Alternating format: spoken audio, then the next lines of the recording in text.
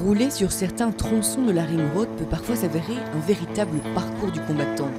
C'est pourtant l'une des routes les plus importantes du pays, puisqu'elle se trouve au cœur du grenier du Cameroun.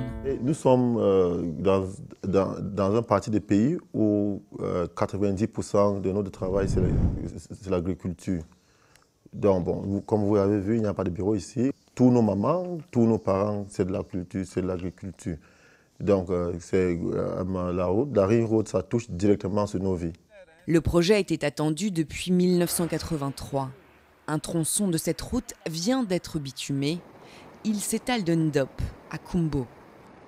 Cette route permet aux populations d'évacuer leurs produits agricoles vers les centres de consommation. Cette facilitation permet également d'améliorer le niveau de vie parce que actuellement les populations vendent facilement leurs produits, ce qui impacte sur leur niveau de développement et contribue naturellement à la lutte contre la pauvreté.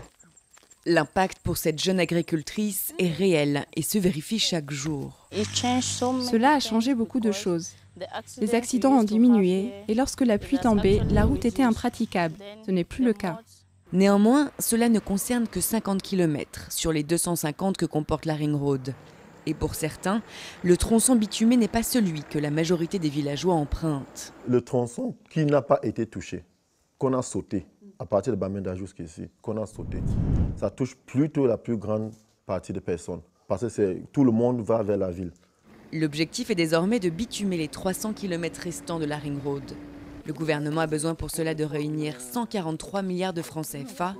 Il cherche donc des partenaires financiers. Nous avons pris langue avec nos partenaires chinois déjà pour un financement à travers la banque export qu'on appelle Exim Bank.